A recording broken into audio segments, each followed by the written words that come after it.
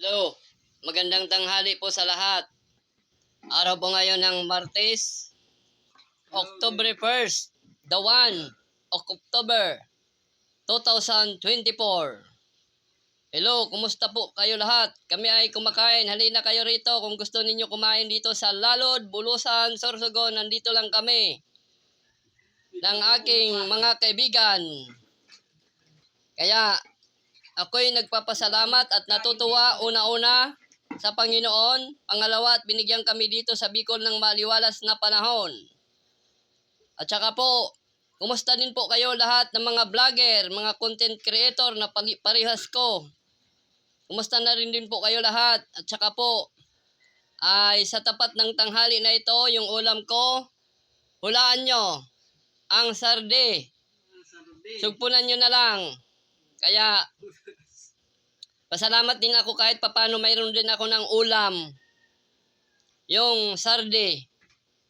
Masarap sa lahat yung sarde. Kaya yun ang paborito ng mga katulad ko na Pilipinong masa, makatao, makadiyos, makabayan, Pilipinong makalikasan. Kaya nagpapasalamat din po ako una-una din inuulit ko sa Panginoon. At saka yung mga nakakakita sa akin ng aking vlog. Pasensya na kayo kung ang itsura ko ay hindi ko pinapakita kasi baka mahulaan naman ninyo na may kapareho ako. Kapareho ko marami. Kaya hindi ko pinapakita ko yung itsura ko. At saka yung mga binabati ko rin din po yung mga magbe-birthday sa ngayon. Sana po ay maging masaya kayo sa ngayon at sa buong maghapon. Kung naumpisahan nyo na masaya, tapusin na rin din nyo sa masaya. Hanggang sa buong maghapon at sa magdamag. Kung pwede, kontrolado lang ang pag-inom. Kasi pag nasusobrahan tayo, mahirap na yun. Kasi nag-iiba rin din naman minsan ang isipan natin pag sa inom ang pinag-uusapan. Kasi nawawalan tayo ng hiya, di ba? Hindi naman lahat. Siguro ko, kung isipin nyo, ako na isa na ako dyan. Pero joke lang.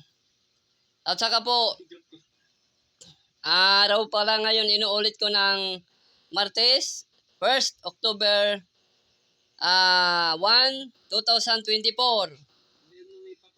Kumusta kayong lahat? At saka po, kami po ay kumakain ng sarde, ang sarap. Inuulit ko at saka sana po maging malusog kayo at masaya. Permanenteng masaya, permanenteng malusog. Yan ang kailangan ng ating pangangatawan. Kahit anong ulam na meron, kainin na lang. Pasensya na po kayo sa lahat kasi alam ko naman tayo dito sa Pilipinas na nasa 75% yung mga sabihin na natin yung nagugutom. Pwede rin. Kasi marami din tayong nangangailangan. Kulang na lang yung pangangailangan natin. Sige po, maraming salamat po sa inyong lahat. At saka din po, sige po, maraming salamat din po sa inyong lahat.